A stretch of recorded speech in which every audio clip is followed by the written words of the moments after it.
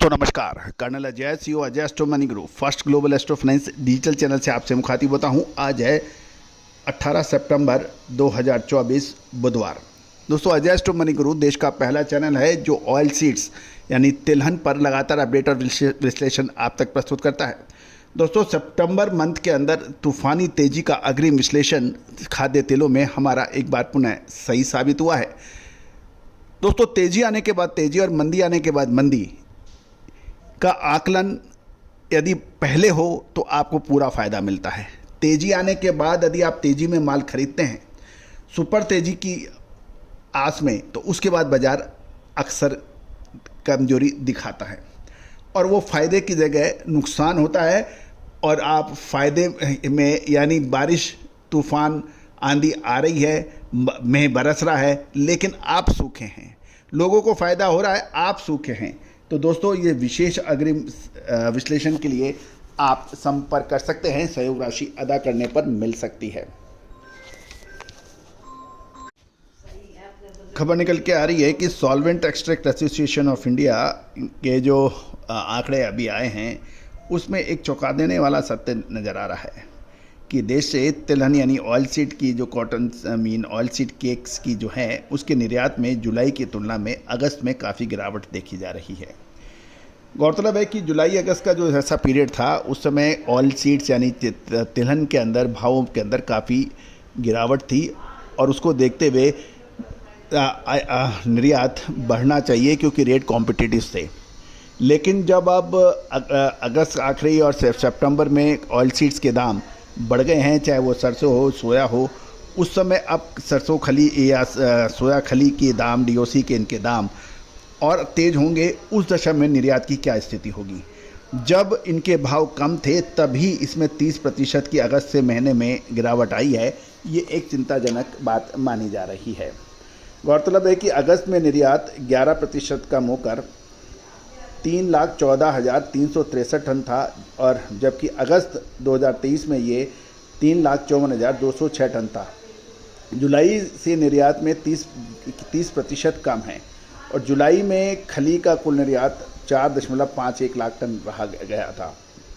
गौरतलब है कि इस देश में तिलहन की खली की जो गिरावट जो है वो देखा जाए तो सोया खली के अंदर लगभग 20% की कमी है, सरसों खली में 46% की कमी है, अरंडी खली की 30% की खली है कमी है और कुल निर्यात जो था वो जुलाई के अंदर 4,51,794 टन था, जो अगस्त में घटकर 3,14,363 टन रहा, जो लगभग 30% सामूहिक कमी मानी जाती है।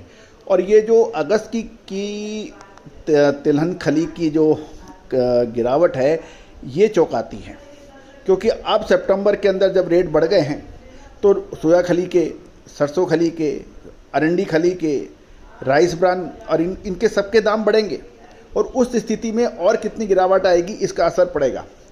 तो ये एक चिंताजनक बात मानी जा सकती है। चालू वर्ष के पहले 5 महीने में यानी अप्रैल से अगस्त 2024 तक सोयाबीन खली का निर्यात 8.48 लाख टन हो गया है, जो पिछले साल की समान अवधि में 4.81 लाख टन था। उससे लगभग काफ़ी अधिक है, ये ध्यान देने वाली बात है। ईरान फ्रांस खली का आयात करता है जबकि बांग्लादेश दक्षिण कोरिया भी इसका प्रमुख आयातक देश माना जाता है। वैसे देखा जाए तो पिछले साल के मुकाबले खली का निर्यात अधिक है, लेकिन जुलाई के मुकाबले अगस्त में 30% की कमी दिखा रहा है। अगस्त महीने में देश में सबसे ज़्यादा निर्यात सरसों खली का हुआ था और इसमें 46% की गिरावट है। अरंडी खली के निर्यात में 30% की और निर्यात पर प्रतिबंध हटने के बाद अगस्त महीने में 1186 टन मूंगफली खली, 14,000 टन चावल की भूसी का निर्यात किया गया था। आने वाले महीनों में इन दोनों में जो निर्यात बढ़ने की उम्मीद लगाई जा रही है। लेकिन अब महत्वपूर्ण ये रहेगा जब खाद्य यानी ऑयल सीड्स के दाम बढ़ गए हैं उससे डीओसी के भाव में भी फ़र्क पड़ सकता है, खली के भाव केक में भी फ़र्क पड़ सकता है अब इसका क्या असर होगा, ये भी एक विचारणीय बात है।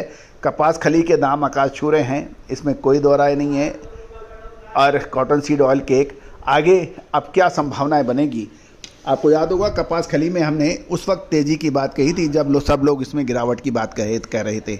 हमने यही कहा था कॉटन सीड ऑयल केक यानी कपास या खली में तेज़ी की संभावना है और एक तरफा तेज़ी दिखाई भी दी है।